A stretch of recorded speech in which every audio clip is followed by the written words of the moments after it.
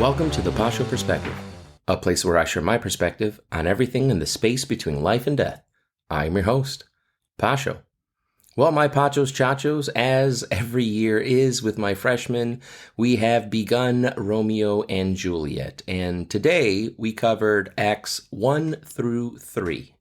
But for today's conversation, I'm going to simply start with something that inspired me while reading Act 1, Scene 2. Act 1, Scene 2 is where Paris is asking Juliet's father, Lord Capulet, for her hand in marriage, and he is very persistent. And Lord Capulet tells him to either wait 2 years or to woo Juliet into falling in love with him, to which then Lord Capulet would give Paris his blessing. But that's not really what we're going to be even talking about. At the end of their conversation, Lord Capulet gives to a servant a list of the invitees to the party which Juliet and Romeo will eventually meet, kiss, and fall in love. Now, the servant is left alone on stage, and he delivers a soliloquy where he is speaking out loud so that we, the audience, know what exactly he is thinking.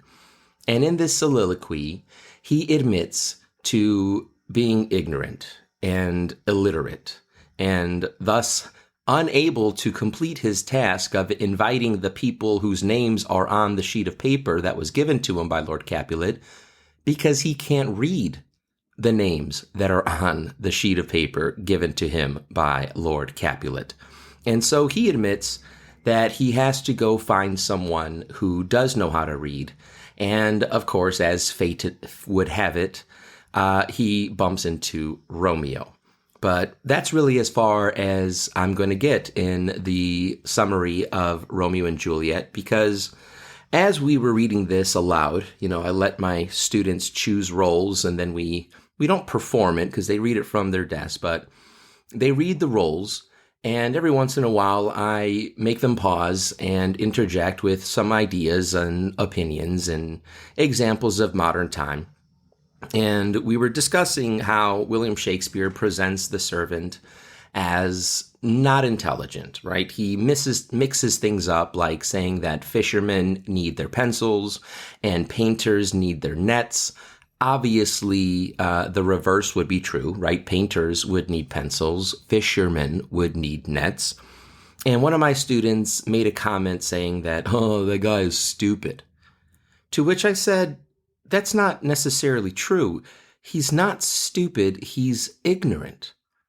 And because he's a servant, he is ignorant on purpose, meaning that the upper crust of society purposefully made the lower classes illiterate and ignorant, because stupid people are easy to control.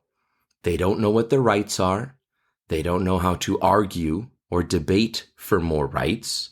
They don't know how to read the Constitution or anything else like the laws that we have in our countries, because, again, purposefully, they were not taught to be able to read and to write, which, writing, as Jordan Peterson always says, is the process of thinking. It is virtually impossible to write anything down without thought. And that was the point. Empty their minds of thought, and they will never challenge you. And I gave some examples about the same idea was used with slaves, not just in our country, but throughout human history. By keeping slaves ignorant, slaves aren't aware of the unfair justice system. They simply accept the reality to which they are born. Until, like in our country, we had a very famous man, and since it is leap year, and since it is technically Black History Month, but that will be for another episode, probably in another year, I'm not a fan because it separates us, and I'm not a fan of things that separate us. I like to celebrate in unison. It's kind of the whole idea of giving, Black History Month is the same thing as having a Black national anthem, which I think is atrocious. There's only one country. the country only needs one national anthem.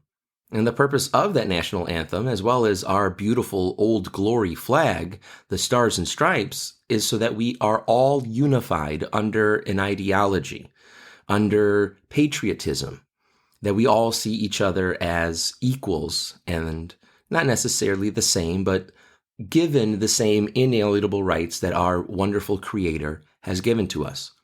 So as I was saying, an example of a slave who does learn to read and even goes as far as to Oxford in England to be educated is one of my favorite people of color in history, Frederick Douglass. Frederick Douglass came back literate, educated, with philosophy and ideas of law and virtue and justice. And he recognized that in the Declaration of Independence, it specifically says all men are created equal. It doesn't say only the white men are created equal.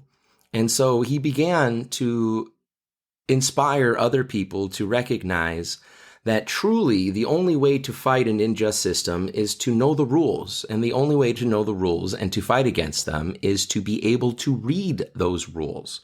And then the next step will be able to challenge those rules by thinking and be able to share those thoughts through writing. And so I try to explain to my students that we purposefully kept slaves ignorant so that they would not uprise, so they would not challenge. And thank goodness for people like Frederick Douglass.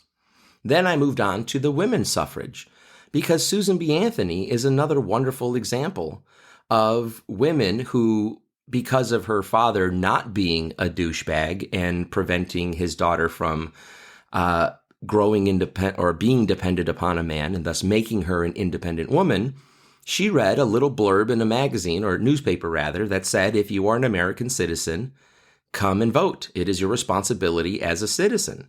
And because she was able to read this, she went to the voting booth, and the rest is in the books. She challenged the system and said, nowhere does it say that only men can. And she started to fight for the idea that women should be able to vote too. But it was because she read the communication between men through newspapers and was able then to think and write and create pamphlets and distribute these ideas to other women and to eventually, bring us to where all of our society now can be useful, and not just half of them useful and the rest ignorant and dependent. I mean, why didn't we teach women how to read from the get-go? We wanted to control them. We wanted them to be dependent upon us meaning men, because otherwise they would have their own thoughts and their own opinions, and they wouldn't be so easy to manipulate and control as I guess men back in the day attempted to do. It also reminded me, and I shared this with my students too, of the women in Afghanistan prior to Joe Biden. It is my understanding that for the last 20 years, the United States only needed about 2,000 to 3,000 soldiers to control the entire country and prevent Al-Qaeda and all those other awful terrorist organizations to take over the country. And during those 20 years, there was a renaissance for women where they were able to learn to read, go to school, go to college, and even rise so far as to become judges in their country. But of course, because blundering Biden abandoned all of these people and abandoned this system, Al-Qaeda brought them back to the dark ages, where women now were only allowed to show their eyes. Everything else had to be covered. They were property and no longer an independent individual. They wanted, again, to control these women by forcing them back into the house and then preventing them from being educated, thus creating, again, the cycle of dependence that they would need on a man. And so I asked my students, how many Afghani women do you think are judges now that Joe Biden has abandoned them to Al-Qaeda? And very astutely, all of them recognized 0. And I followed up, well, how many women are going to school and learning to read and write in Afghanistan? And again, astutely, they all said 0. And I told them, why do you think that is? And of course, being my students, they said, because it's easier to control. Then they are forced dependents upon men to tell them what everything says, what the law is, what signs say, what prices are, right? The more ignorant the person, the easier it is to trap them and to manipulate them into submission. And so I tried then to make the connection to our country and in our times where drugs, recreational drugs like marijuana and the likes, are really just bread and circus, right? There's nothing new under the sun. The Romans used to do this all the time with gladiator games and races and sports in order to pacify the people so that they weren't really thinking about the status of their society, the value and worth of their money. And so if you're just smoking pot on the couch, you are not challenging the authority figures that are in power. You're not recognizing how awful Joe Biden is as a dumb donkey president. And more so, we also promote in this material world the obsession with video games.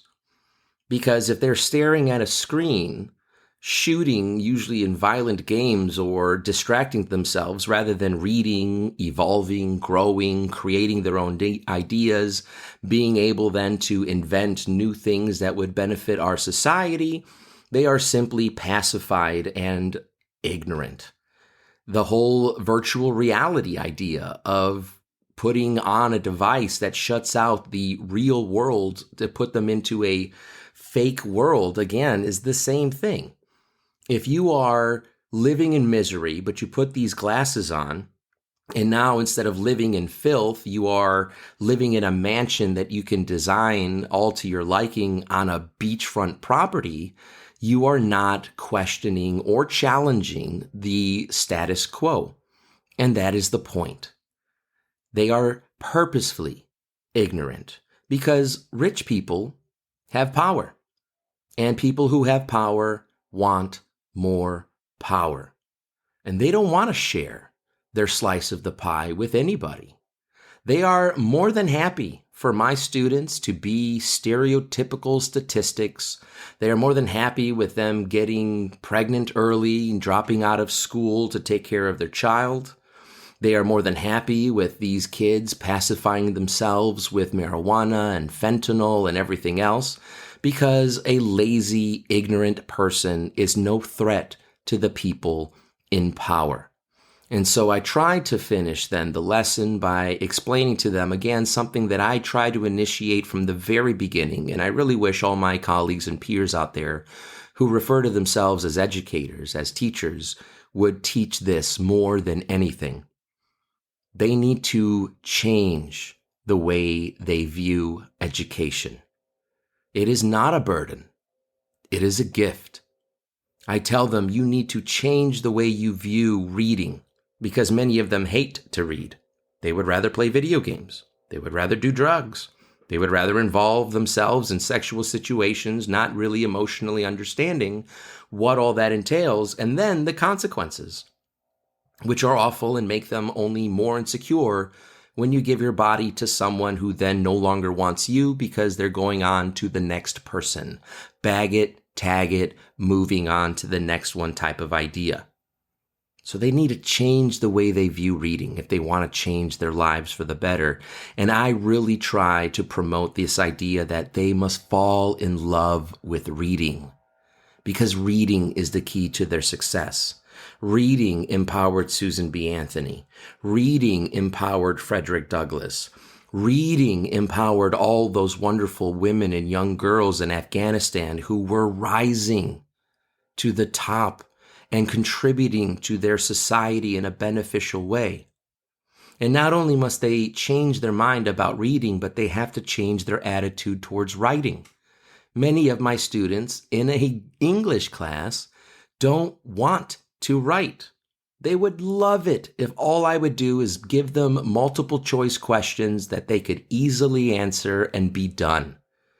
But I don't do that. I encourage them to fall in love with writing because, again, writing is thinking.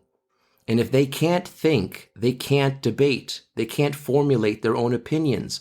All they could do is regurgitate the things that they have been told, that have been gaslit upon them. Whatever CNN morons or MSNBC useless humps of human flesh tell them to do, if they can't read and think, then all they are left is to echo the same stupid talking points of those dumb donkey TV heads on the television. I remind them, rich, successful people love to read and write. I believe it was something like rich, successful people read 30 books a year because it makes them grow. It exposes them to new ideas. It tells them what ideas are out there so that they can create new ones, right? I mean, when you get to doctorate degrees, your dissertation, half of it at the beginning is explaining what is already there, and then being able to build off of the shoulders of giants and create your new ideas that will propel society forward. If the rich people do this, so too should you. And I try to end with my favorite passage from the Bible, as you know, Romans 12. Do not conform to the material world, but instead offer up yourself a living sacrifice through the renewal of your mind. Change your attitude towards education.